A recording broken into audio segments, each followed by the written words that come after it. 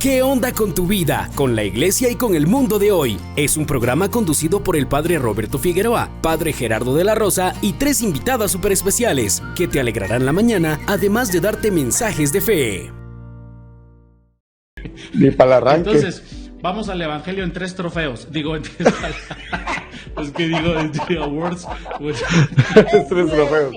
Es que cada palabra de la Sagrada Escritura en realidad, digo, nunca mejor dicho, en realidad es un gran trofeo. Bueno, continuamos con esta gran temática de la liturgia que es el envío, es la evangelización, es vayan a predicar, la misión, etcétera, etcétera. Y en esta ocasión Jesús nos dice, los envío, primera palabra, como ovejas entre lobos.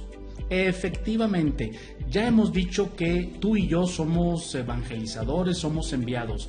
Yo como sacerdote, el padre Roberto, tú como mamá, como esposa, como estudiante, como profesionista, todos somos evangelizadores y andamos en medio de lobos. Andamos en medio de una sociedad que no quiere escuchar la palabra de Dios, antes la quiere eliminar, no quiere saber nada de los mensajeros de Dios nuestro Señor, antes los quiere hacer a un lado. Tengamos en cuenta esto, para que no nos asustemos de que luego evangelizar, ir de misión es difícil. Jesús nos lo anunció, pero precisamente nos dice, los envío como lobos, primera palabra, como ovejas. Entre lobos. Segunda palabra, sean sencillos, dice Jesús, sencillos como palomas. Es la manera de conquistar, es la manera de llegar a las almas, siendo sencillos. Es decir, sé lo que eres, punto, auténtico, ni más ni menos, con una sonrisa en los labios, punto. Y tercera palabra, no se preocupen por lo que van a decir. No se preocupen, el Espíritu Santo pondrá en sus bocas lo que van a tener que decir. Si es necesario dar un consejo a tus hijos, sí, estúdiale, pero no te preocupes, el Espíritu Santo está en ti. Si vas a tener que dar testimonio de tu fe católica, no te preocupes, en ese momento el Espíritu Santo te va a decir qué y cómo decirlo. Vamos como ovejas entre lobos. Por lo tanto, seamos sencillos y no nos preocupemos. Es el Espíritu Santo el que hablará a través de nosotros. Estos fueron los 3 trofeos de la palabra de Dios. ¿En cuántas palabras? Híjole. Ay. ¿Qué estoy haciendo? Estoy engendrando un monstruo. Un monstruo. Monstruo. Oye, como dice una señora, es que el monstruo... Monstruo. Como de Monster Inc. Así Monstruo. En Monterrey, monstruo. Monstruo, el monstruo. Oigan, monstruos. Fíjense que. Fíjense que. A ver, ve. Yo no. Oigan, pues la palabra de Dios, el tema del día de hoy, Berta, aceptamos las preguntas que nos tienes para el día de hoy, viernes. Gracias a Dios el viernes. Gracias a Dios es viernes. Vamos a ver. Yo les voy a hacer unas preguntas bien fáciles porque yo también me las he hecho.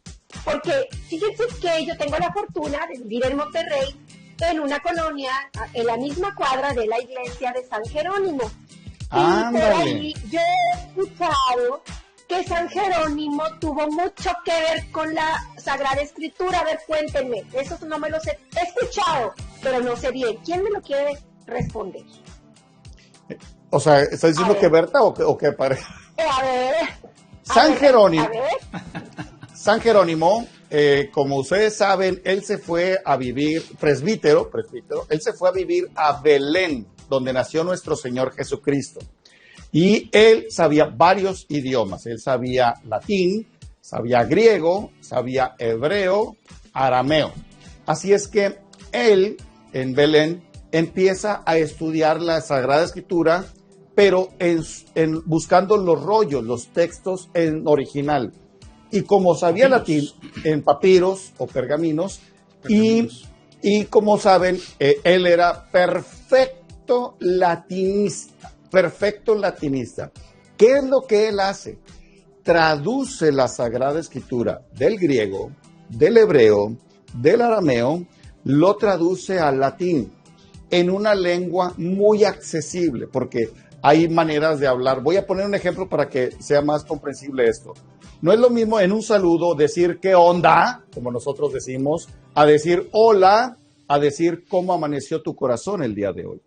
Son diferentes maneras de saludar, una entre la raza, otra más coloquial y otra más caché. Así es que en las diferentes lenguas hay maneras de hablar sencillo o elevado. En el náhuatl existe, en el griego, como el koiné o el griego elevado. El latín es la lengua vulgar o la lengua elegante. En el español, pues también sucede.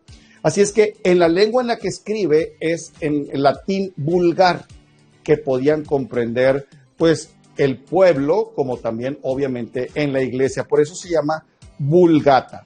Él es el que escribe, traduce la Sagrada Escritura de estas lenguas al latín. Y fue tan importante la traducción de San Jerónimo que vino a ser también pues, la Biblia oficial de la iglesia.